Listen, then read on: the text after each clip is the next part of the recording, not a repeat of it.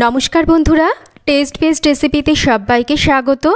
शीत प्राय शेषेर मुखे अल्प अल्प गरम पड़ते शुरू करेছে और এই অল্প গরমে হালকা পাতলা রান্না খেতে বেশি ভালো লাগে।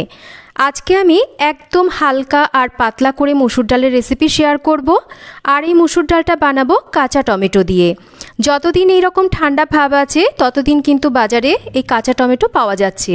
তো আপনারা যদি এই রকম কাঁচা টমেটো দিয়ে মসুর ডাল না খেয়ে থাকেন একবার এইভাবে মসুর ডাল বানিয়ে খেয়ে দেখতে পারেন, খেতে কিন্তু দারুণ হয়। তো মসুর ডাল রান্নার জন্য আমি এখানে হাফ বাটি মসুরির ডালকে ভালো করে ধুয়ে নিয়েছি। এবার ডালটাকে সেদ্ধ করব।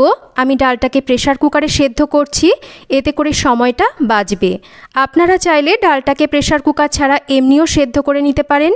তো হাফ বাটি ডালের জন্য আমি এখানে দিয়ে দিচ্ছি যে বাটি মেপে ডাল নিয়েছি সেই বাটিরই এক বাটি জল, আর দিয়ে দিচ্ছি ছোট চামচের 1 চামচ লবণ।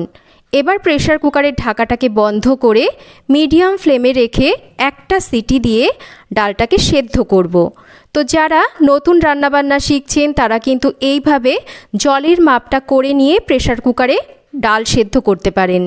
তো প্রেসার কুকারটাকে একটা হুইসেল দিয়ে আমি ডালটাকে সেদ্ধ করে নিয়েছি। আর কুকারটা ঠান্ডা হয়ে গেলে আমি ঢাকাটা খুলে দেখিয়ে দিচ্ছি। দেখুন ডালটা কিন্তু একদম ঠিকঠাক সেদ্ধ হয়েছে। আর এইভাবে জলের মাপ করে নিলে কিন্তু ডাল সেদ্ধর সময় জলটা বাইরেও বেরিয়ে যায় না, একদম পারফেক্টলি ডাল সেদ্ধ হয়। তো এবার ডালটাকে ফোড়ন দেব। তার জন্য কড়াইতে দিয়ে দিচ্ছি 1 টেবিল চামচ তেল। তেল গরম হলে রাঁধুনি আর শুকনো লঙ্কা ফোড়নে দেব। আর এই ডালে কিন্তু রাঁধুনি ফোড়ন দিলে দারুণ সুন্দর একটা সুগন্ধ আসে। কয়েক সেকেন্ড ফোড়নটাকে ভেজে নিয়েছি।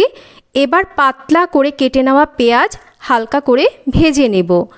পেঁয়াজ খুব বেশি ভাজবো না, মোটামুটি পেঁয়াজটা হালকা যখন একটু নরম হয়ে আসবে তখন ঠিক পেঁয়াজের মতন করে একদম পাতলা করে আমি 2টো কাঁচা টমেটো কেটে নিয়েছি। কাঁচা টমেটোটাকেও দিয়ে দিচ্ছি আর সামান্য একটু লবণ দিয়ে দিচ্ছি যাতে টমেটোটা তাড়াতাড়ি গলে যায়। তো টমেটোটাকে কিন্তু ঠিক এই রকম পেঁয়াজের মতন পাতলা করে কেটে নিতে হবে, তাতে করে টমেটোটা তাড়াতাড়ি সেদ্ধ হয়ে যাবে। এবার বেশ কিছুক্ষণ পেঁয়াজ আর টমেটোটাকে একটু ভেজে নিতে হবে। আর পেঁয়াজ আর টমেটোর গায়ে যখন হালকা রং ধরবে সামান্য করে একটু হলুদ দিয়ে এবার পেঁয়াজ টমেটোর সাথে ভেজে নেব। এতে করে হলুদের কাঁচা গন্ধটাও চলে যাবে। আর আমি সবসময় মসুর ডালে অল্প হলুদ দেওয়ার চেষ্টা করি, এতে করে ডালের রঙটা কিন্তু ভালো হয়। হলুদের পরিমাণ বেশি হয়ে গেলে ডালের রঙটা কালচে হয়ে যায়। পেঁয়াজ আর টমেটোটাকে বেশ একটু ভেজে নিয়েছি, হালকা হালকা রং ধরেছে। এবার সেদ্ধ করে নেওয়া ডালটাকে ঢেলে দিয়ে মিনিট খানেক নাড়াচাড়া করে নিলাম। প্রেসার কুকারটাকে ধুয়ে এবার দিয়ে দেব পরিমাণ মতন গরম জল। তো অবশ্যই করে কিন্তু গরম জল এই ডালে দিতে হবে, তাহলে রান্নার স্বাদটা বাড়বে। এবার ভালো করে একটু মিশিয়ে নেব আর গ্যাসের ফ্লেমটাকে হাইতে করে দেব। ডালটাকে ভালো করে ফুটতে দেব। ডাল ফুটে উঠলে এবার এর মধ্যে স্বাদ মতন একটু মিষ্টি দেব আর 2 থেকে 3টে চিড়ে নেওয়া কাঁচা লঙ্কা দিয়ে দেব। আর টেস্ট করে দেখতে হবে, যদি লবণের পরিমাণ কম থাকে, লবণ প্রয়োজন হয়, এই সময় কিন্তু লবণটাকেও দিয়ে দিতে হবে। তো আমার এই ডালে কিন্তু লবণটা একদম ঠিকঠাক ছিল, তাই লবণ আর দেওয়ার প্রয়োজন পড়েনি।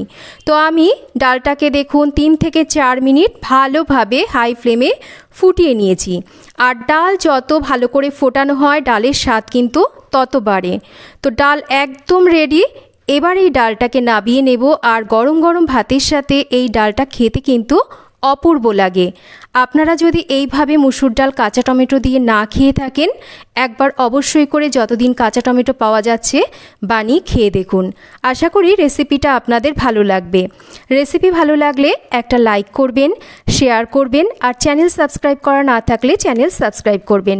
সবাই ভালো থাকবেন। আবার ফিরে আসবো নতুন